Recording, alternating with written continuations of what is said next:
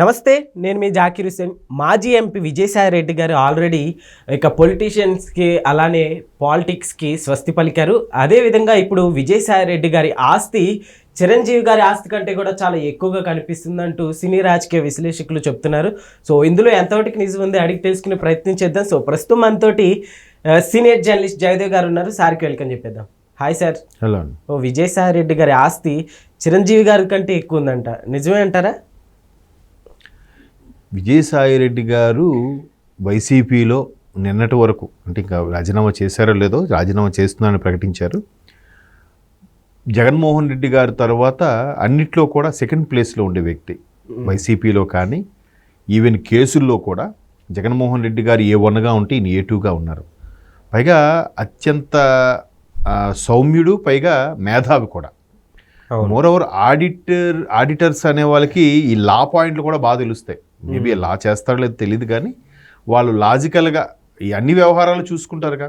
స్థిరాస్తులు, చరాస్తులు, భూమి వ్యవహారాలు అన్నింటి కూడా ఎవరికైతే ఏ కంపెనీకి కానీ ఏ సంస్థకు కానీ లేదా వ్యక్తులకు కానీ వాళ్ళు ఆడిటర్గా ఉన్నప్పుడు వాళ్ళ యొక్క లావాదేవీలు మొత్తం కూడా వీళ్ళ చేతుల మీదుగా నడుస్తుంటాయి. అంటే లోటుపాట్లు, వ్యవహారాలు, ఇచ్చిపుచ్చుకోవడాలు, హెచ్చుతగ్గులు, లోటు బడ్జెట్టా, ఎక్స్ట్రా మిగులు బడ్జెట్టా, ఇట్లా ఇవన్నీ కూడా ఒక ఆడిటర్ తలుచుకుంటే ఆ వ్యక్తికి లేదా వ్యవస్థకి మేలు చేకూర్చేలాగా ఎక్కువగా ట్యాక్సులు కొంత తగ్గుదల చేసేలాగా కూడా చేయగలుగుతారు.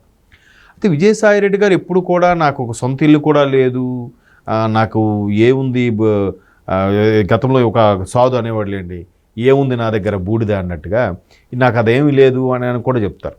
బట్ ప్రతి విషయంలో కూడా అక్యూజ్డ్ 2గా ఉన్న వ్యక్తి. జగన్మోహన్ రెడ్డి గారు కానీ, సాక్షి గ్రూప్ ఆఫ్ కానీ, భారతీ గ్రూప్ ఆఫ్ ఇండస్ట్రీస్ వీటన్నిటికి కూడా మొత్తం ఈయనే వ్యవహారాలన్నీ చూసుకునే వ్యక్తి. సొంత ఇల్లు కూడా లేదు, నాకేం లేదంటారు. బట్ ఆయన పేరు మీద 22 ఎకరాల ఒక ఫామ్ హౌస్ ఉందంట. ఫామ్ హౌస్ అంటే చిన్న చిత్తగా విషయం కాదు. అలాగే కొన్ని దగ్గరలో ల్యాండ్ కబ్జాలు ఉన్నాయని అంటారు. విశాఖపట్నం ఏదైతే క్యాపిటల్ చేద్దామనుకున్నారో వైసీపీ ప్రభుత్వంలో, అది కేవలం భూమి రేట్లు పెంచుకొని భూమిని ఆక్యుపై చేద్దామనే ఉద్దేశంతో చేసిన ప్రకటన మాత్రమే, కానీ మిగతా ప్రకటన కాదు అనేది. అంటే కేవలం ఈ భూములు తీసుకోవడానికి చేసిన ప్రకటనే తప్ప నిజంగా వాళ్ళు క్యాపిటల్ చేసే ఉద్దేశం లేదనేది కూడా చాలామంది విమర్శలు మనం చూసాం.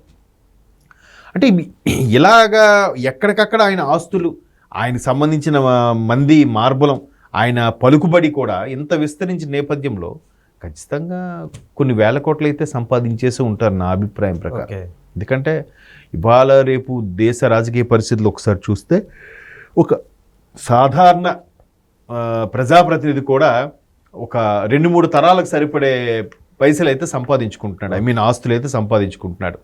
అలాంటిది విజయసాయి రెడ్డి గారి లాంటి మేధావి, విజయసాయి రెడ్డి గారి లాంటి ఒక ఆడిటరు ఎన్ని వేల కోట్లు వెనకేసి ఉంటారో మనం ఇంకా చెప్పనక్కర్లేదు. ఎందుకంటే ఆడిటర్స్లో కూడా చాలామంది చెప్పేది ఏంటంటే, కొన్ని లావాదేవీలు బాబు ఒక దగ్గర 100 రూపాయలు అయ్యింది, ఆ 100 రూపాయలు అయినప్పుడు 100 రూపాయలకి మనకు 100 రూపాయలు లాభం వచ్చింది. ఆ లాభం వచ్చినప్పుడు 100 రూపాయలు ఎంత ట్యాక్స్ కట్టాలని ఉంటుంది. అలా కట్టగా ఒక 100 రూపాయలకి 20 రూపాయలు 30 రూపాయలు ట్యాక్స్ కట్టాలి.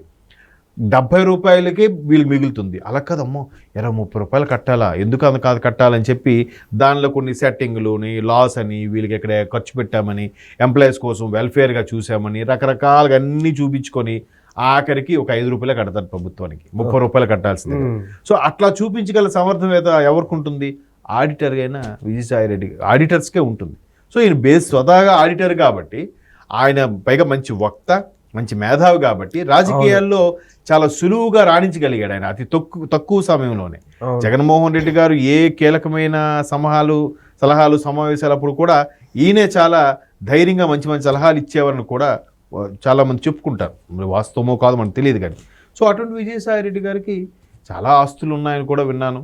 ఎందుకంటే ఈవెన్ విజయసాయి రెడ్డి గారు ఒక పెద్ద ఫార్మా కంపెనీ, వీళ్ళ విజయసాయి రెడ్డి గారి అబ్బాయినో ఫార్మా కంపెనీ అమ్మాయికి ఇచ్చారని, ఈ విజయసాయి రెడ్డి గారు ఒక వియ్యంకుడు ఒక పెద్ద ఫార్మా కంపెనీ వ్యవస్థాపకుడని, ఇలాగ రకరకాల కథనాలు అయితే వార్తల్లో ప్రాచుర్యంలో ఉన్నాయి.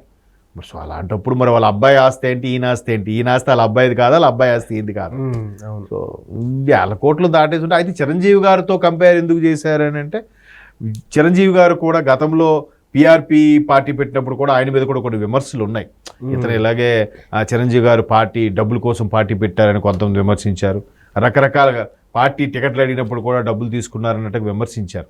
దాంట్లో వాస్తవం లేదు. ఎందుకు వాస్తవం లేదు అంటున్నానంటే ఒకే ఊరు నుంచి ఇద్దరు చిరంజీవి అభిమానులు ఉన్నారు. ఊర్లో మొత్తం 10 మంది ఉంటే 10 మంది చిరంజీవి అభిమానులే ఒకప్పుడు, ఇప్పుడు కాదు. కానీ అలాంటి 10 మంది అభిమానులు ఇద్దరు పోటీ చేయడానికి వెళ్ళినప్పుడు ఒకడికి ఒక టికెట్ ఇచ్చి ఇంకోటికి ఇవ్వకపోతే వీడేమంటాడు, చిరంజీవి గారు వాళ్ళ టీం వాళ్ళ డబ్బులు తీసుకున్నాడికి ఇచ్చారా అని ఈడు పుట్టించిన పుకార్లే తప్ప ఆయన అక్కడ బాగుపడింది లేదు. పైగా కాల ఆఖరికి ఆయన మీద కూడా టమాటాలు కోడిగుడ్లు ఇచ్చే పరిస్థితి కూడా వచ్చింది ఒకానొక సందర్భం.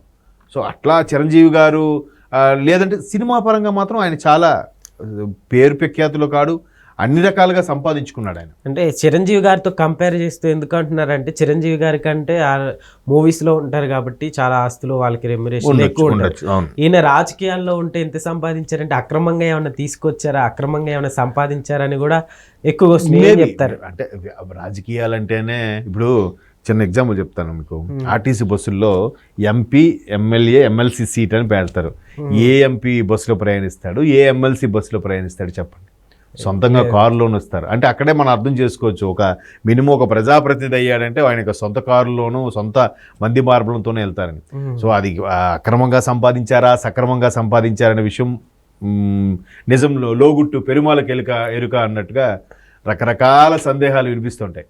కాకపోతే మీరు అన్నట్టు ఇండస్ట్రీలో సినిమాలో చిరంజీవి గారు తోపు కాబట్టి ఇక్కడ రాజకీయాల్లో ఈయన తోపు కాబట్టి ఆయన మించేశాడు అనే భావంలో మేబీ వచ్చి ఉండొచ్చు. బట్ విజయసాయిరెడ్డి గారు కూడా ఆస్తులు పాస్తులు ఉన్నాయనే విన్నాను. ఏమంటే ఊరు వాళ్ళందరూ అకౌంట్లన్నీ ఈయన దగ్గర ఉంటాయి, ఆయన ఆడిటర్గా ఏవి ఎక్కడ ఎలా చూపించాలని తెలిసిన వ్యక్తి ఆయన సొంత వ్యవహారాలు ఆయన చేసుకోలేడా? ఖచ్చితంగా అంటే ఆయన ఒక్కడైనా కాదు, ఆయనకు ఒక టీం ఉంటుంది కదా. ఒక టీం ఉంటారు, ఒక 10 మంది టీం అయినా ఉంటారు. Auditors, senior auditors, junior auditors, accountants, financial status maintain చేసేవాళ్ళు వీళ్ళందరూ ఉంటారు. సో ఒక 2 సార్లు రాజ్యసభ ఎంపీ ఆల్మోస్ట్ 8 ఏళ్ళు ఎంతో చేసినట్టున్నారు రాజ్యసభ సభ్యుడిగా. కాబట్టి ఖచ్చితంగా కొన్ని వేల కోట్లలోనే ఉండుండొచ్చు ఆస్తి, అది అనుకుంటున్నాను. సరే, అయితే ఈ ఆస్తుల విషయాల్లో విజయసాయి రెడ్డి గారి మీద ఈ రూమర్స్ ఈ విధంగా వస్తుంటే ఇంకొంతమంది విజయసాయి రెడ్డి గారు చాలా తెలివైన వారు, అందుకే ఇంత కూడబెట్టారు, ఇదంతా చాలా అక్రమంగా రాలేదని కూడా అంటున్నారు. సో దాని గురించి ఏం చెప్తారు? ఎందుకంటే నిన్న ఆయన పెట్టిన ట్వీట్లో కూడా చూస్తే నాకు ఈ అవకాశం కల్పించిన జగన్మోహన్ రెడ్డి గారికి, భారతి గారికి కూడా కృతజ్ఞతలు చెప్పిన నేపథ్యంలో ఒక ఉద్యోగిగా కెరీర్ స్టార్ట్ చేసి ఒక ఆడిటర్గా రూపాంతరం చెందిన తర్వాత ఖచ్చితంగా కష్టపడి దాన్ని బట్టి సంపాదించవచ్చు. ఎందుకంటే ఇవాళ రేపు ఒక ఫ్రెష్ ఆడిటింగ్ సీఏ చేసిన వాళ్ళు ఆడిటర్గా మారుతారు కదా. ఆ సీఏ చదువుకున్న వాళ్ళల్లో ఫ్రెష్గా సీఏ రిలీవ్ అయిన వాళ్ళు ఇవాళ రేపు మార్కెట్లో ఈజీగా ఒక 8 lakhs 9 lakhs ప్యాకేజ్ ఉంది స్టార్టింగ్. అంటే ఒక 60-70,000 ఇస్తున్నారు ట్రైనీగా ఉన్న వాళ్ళకి. సో ఆయన అంత senior most auditor, Rajasekhara Reddy గారి హయాం నుంచి కూడా ఆడిటర్గా ఉన్న వ్యక్తి. మొన్న ఏదో సందర్భంలో విజయమ్మ షర్మిలమ్మ గారు చెప్పినప్పుడు చెప్తున్నారు కదా, చాలా వ్యవహారాల్లో మేము కుటుంబ సభ్యులతో మాట్లాడినప్పుడు విజయసాయి రెడ్డి గారు కూడా ఉండేవారు అన్నట్టుగా. సో అటువంటి విజయసాయి రెడ్డి గారు అప్పటి నుంచి ఉన్నారు కాబట్టి ఖచ్చితంగా కష్టంగా ఆయన దీంతో సంపాదించి ఉండొచ్చు. రాజకీయాల్లోకి వచ్చారు, గత 5 ఏళ్ళు వైసీపీ ప్రభుత్వం నడిచింది కాబట్టి ఇంకెంతైనా వెనకేసి ఉండొచ్చు maybe. Okay sir, thank you.